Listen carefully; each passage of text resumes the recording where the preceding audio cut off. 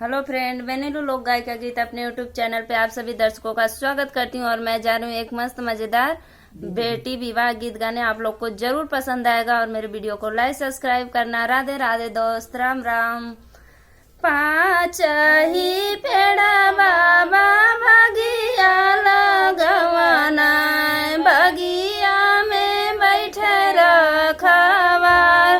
पाँच ही पेड़ा बाबा बगिया लगवाना, बगिया में बैठे रखवार। घर में से निकाले नी बेटी हो कमन दे बसल बगिया में जाए। घर में से निकाले नी बेटी हो कमन दे झपसली बगिया में जाए। घोड़वा चढ़लाया में दुल्हे कमन धैलियन दाहिन बा। छोड़ा छोड़ा ए प्रभु मोरी दाहिन बहिया, बहिया पशु कुआर। छोड़ा छोड़ा ए प्रभु मोरी दाहिन बहिया, बहिया पशु कुआर। किया तो हुए दाना सचवा का साच, किया तो है गढ़ेला सोनार।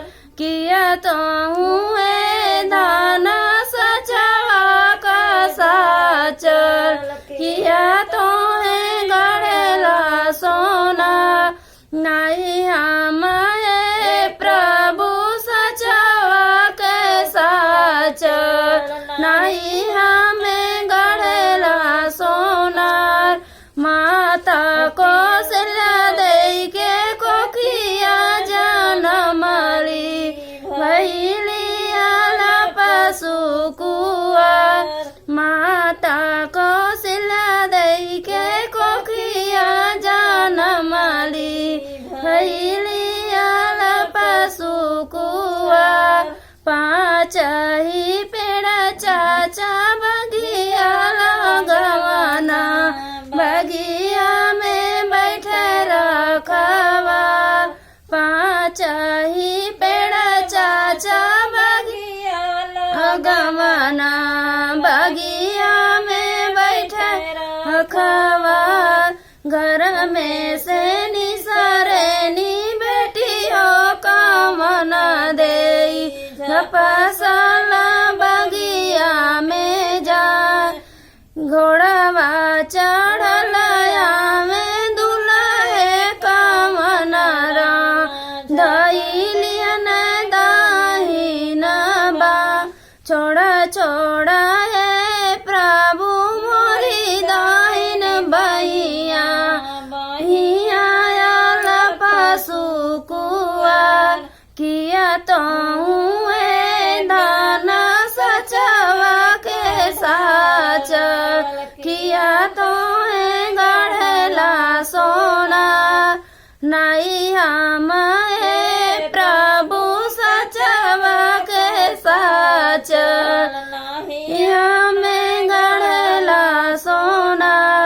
माता को सिला दे के कोखिया जनमली, भैलिया पशु कुआर। पाँच ही पेड़ा भैया बगिया लगवाना, बगिया में बैठे रखवार। घर में से निकाले नी बहना हो कमन बैबी झपा सला बगिया में जा। घोड़वा चढ़लाया में दुल्हे कमन धैलियन दाहिन बा। छोड़ा छोड़ा है प्रभु मोरी दाहिन बहिया, बहिया पशु कुआर। छोड़ा छोड़ा है प्रभु